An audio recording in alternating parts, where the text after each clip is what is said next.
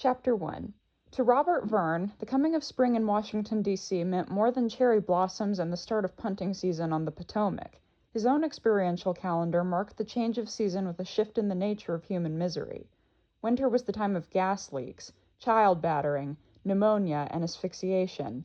Spring was the brief overture to the rat bites and sewage problems of summer. In his 4 years of working for the Department of Public Health, he had seen the tenements go from bad to worse, and he was swept with a sense of personal failure. He was a doctor. His patient was the entire ghetto, and its heartbeat was failing, despite his efforts. In the complicated tangle of cause and effects, a change in national mores was having a dramatic effect on urban development.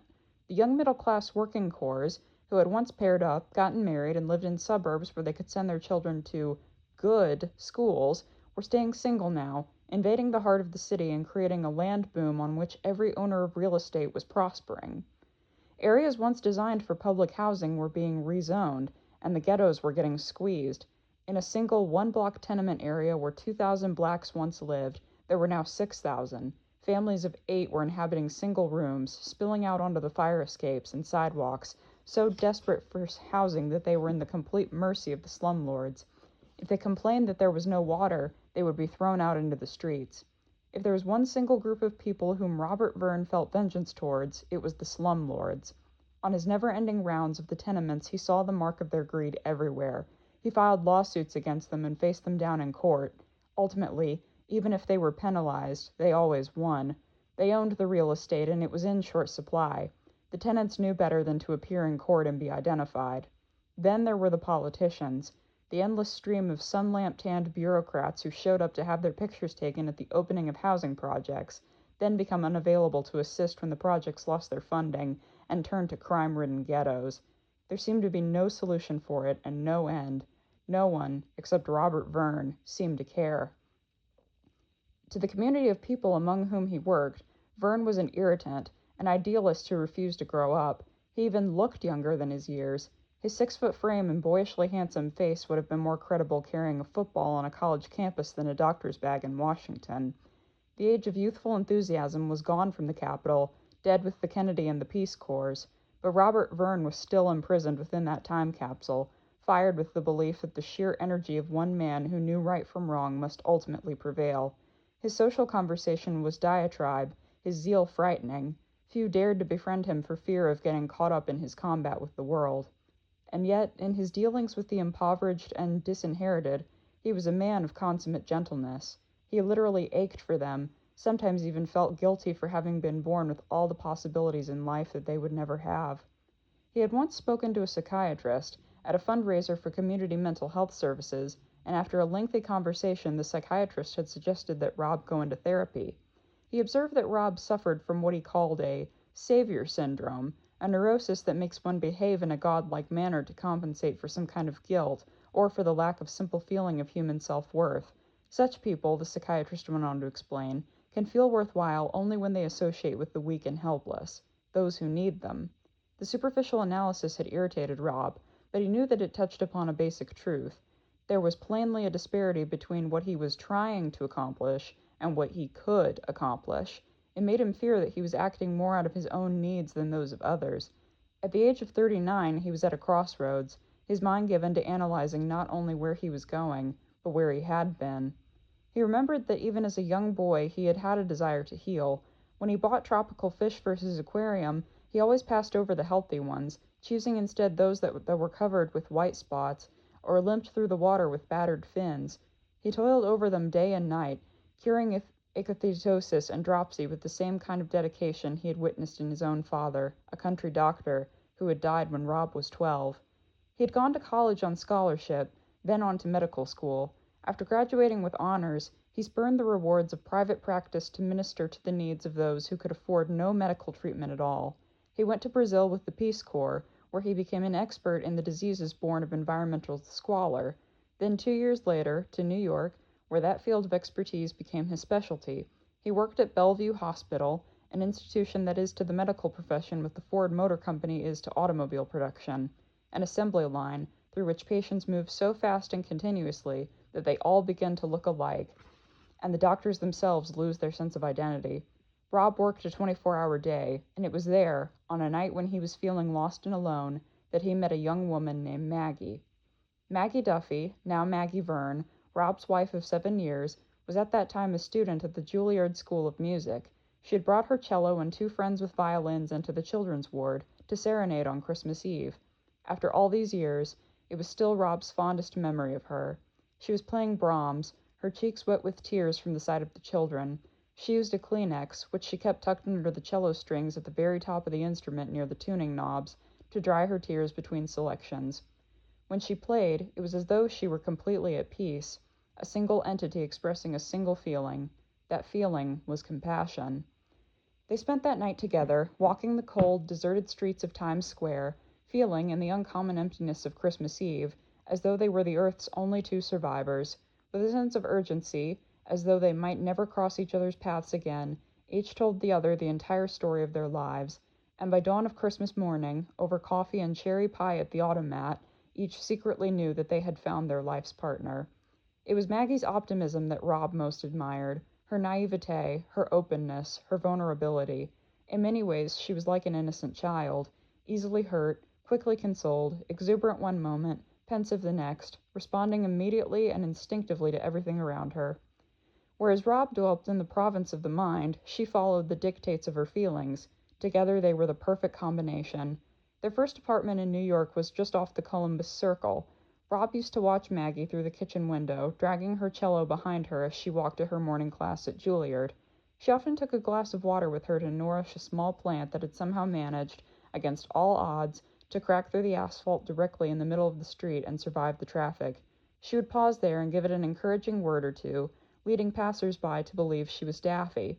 She was not Daffy, she was Maggie. And Rob loved her now, as then, more than anyone had ever known.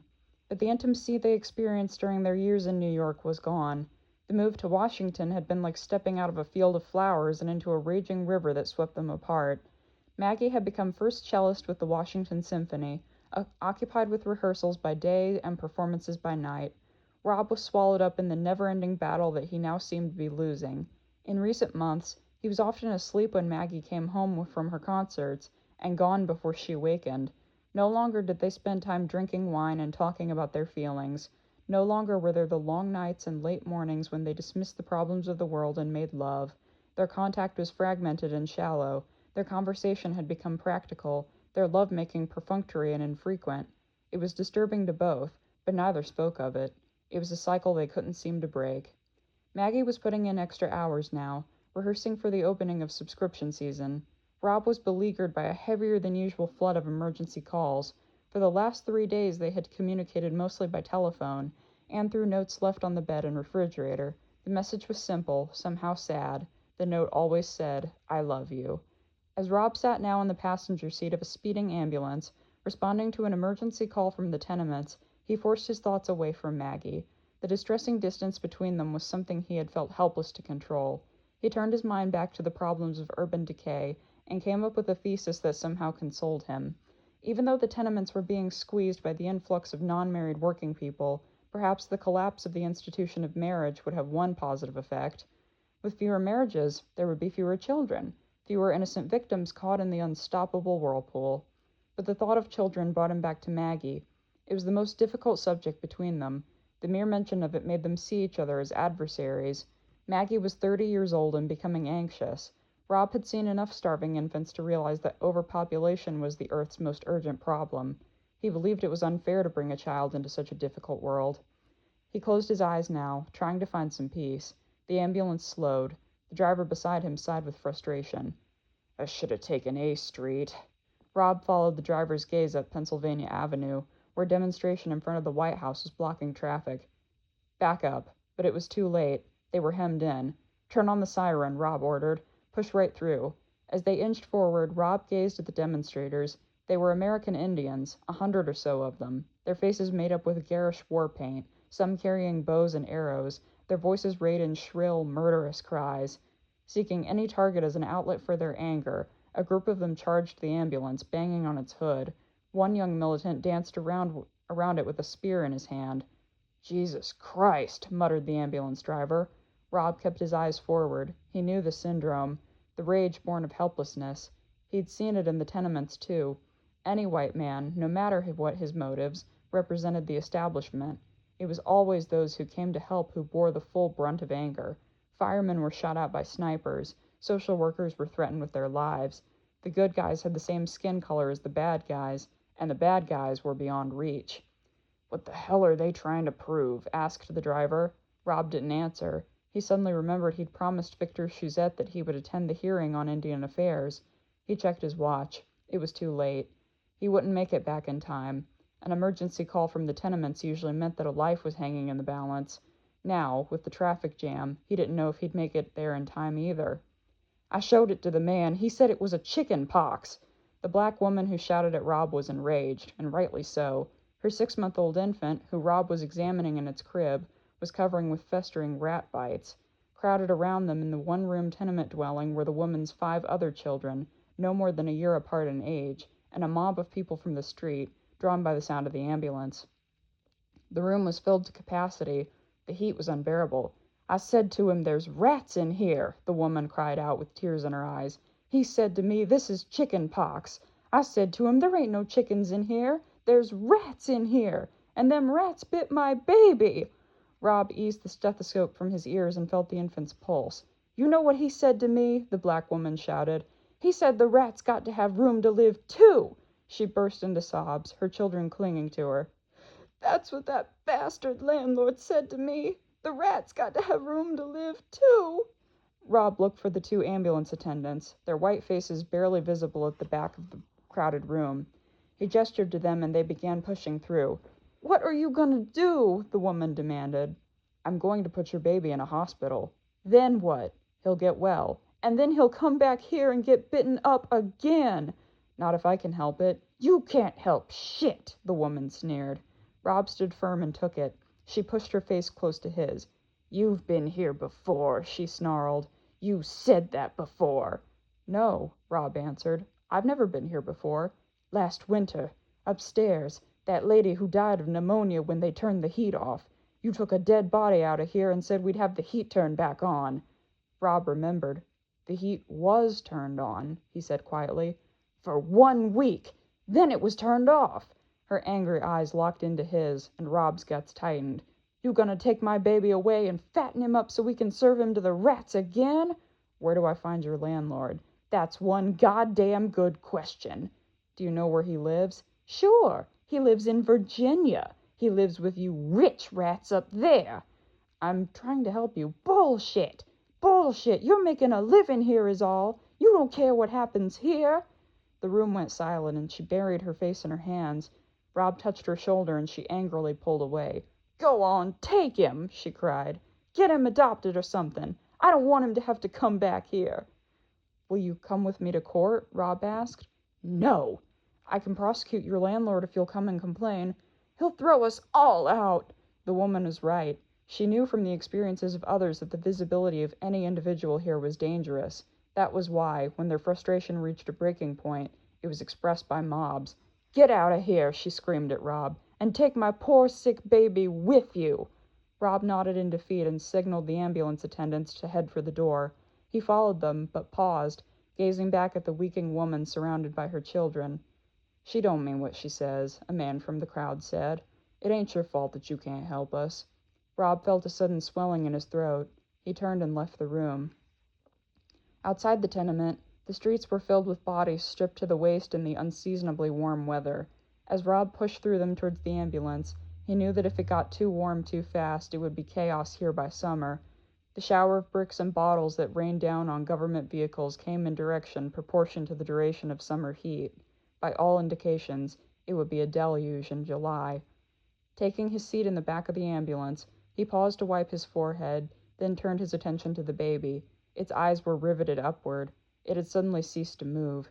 The ambulance siren began to wail, and Rob lunged for his bag, pulling out a syringe with trembling hands. Then he stopped, his face white with fear, and lowered his ear to the infant's unmoving chest. He listened for a moment. Then, suddenly, unexpectedly, Rob began to cry. The baby began to cry too. It was alive! And Robert Verne realized how close he was to cracking.